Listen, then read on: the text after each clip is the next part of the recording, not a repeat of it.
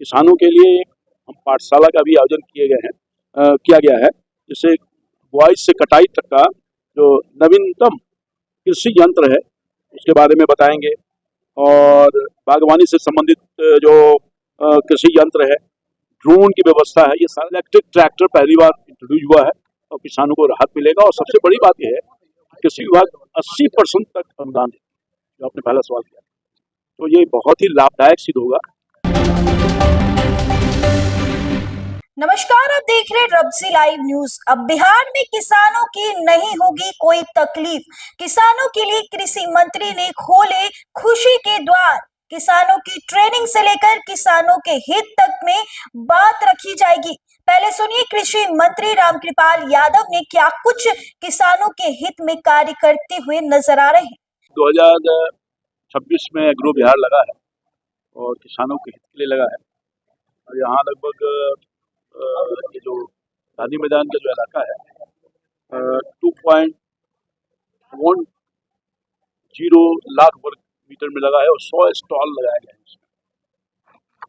इस प्रदर्शनी में खासियत ये है कि बिहार के तो लोग आए ही हैं यंत्र लेकर के, बल्कि हरियाणा, गुजरात, महाराष्ट्र, राजस्थान, पंजाब, उत्तर प्रदेश, मध्य प्रदेश, पश्चिम बंगाल के भी कृषि यंत्र यहाँ लाए गए। मैं समझता हूँ कि आज यहाँ लगभग 3000 किसान यहाँ आएंगे, इसको देखने का काम करें हमारा जो आत्मा है संगठन उसके माध्यम से।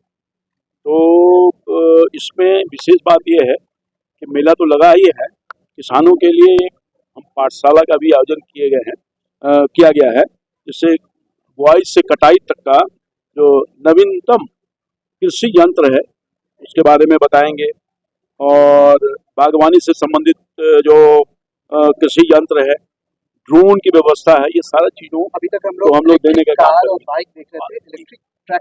इलेक्ट्रिक ट्रैक्टर पहली बार इंट्रोड्यूस हुआ है और किसानों को राहत मिलेगा। और सबसे बड़ी बात यह है कि कृषि विभाग 80% तक अनुदान देगा, जो आपने पहला सवाल किया, तो ये बहुत ही लाभदायक सिद्ध होगा और मैं समझता हूँ कि किसान बहुत कुछ प्राप्त करके जाएंगे और बहुत ही इसका फलाफल बहुत पॉजिटिव आएगा। किसानों के हित में हमारी प्रतिबद्धता है, बिहार सरकार की प्रतिबद्धता है, हमारे मुख्यमंत्री की प्रतिबद्धता है। और आपने देखा होगा किसी रोड मैप बनाया गया है और उसी के माननीय मुख्यमंत्री जी के मार्ग निर्देशन में ही ये सारा कुछ हो रहा है और किसानों की आमदनी दुगनी हो उसके लिए व्यवस्था किया जा रहा है। और ये भी जो सपना है माननीय मुख्यमंत्री जी का कि हम बिहार के किसानों के माध्यम से जो उत्पादित अनाज हो या फल फूल हो या और भी सब्जी हो, इन सबको देश के हर थाली तक पहुंचाएं और उसमें हम सफलता प्राप्त कर लिए हैं। अब हमारा ये प्रयास है कि बिहार की धरती के किसानों के उपजाए हुए सामान हम विदेशों के थाली में पहुंचाने का काम करें, उसके लिए प्रयास करें।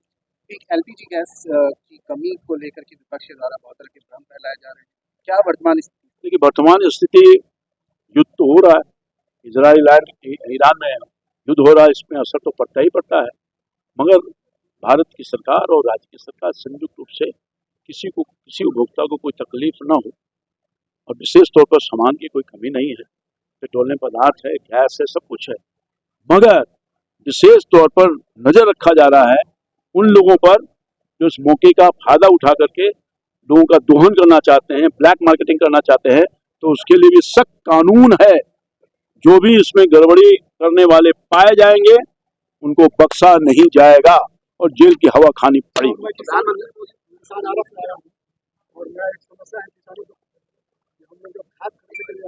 हाँ,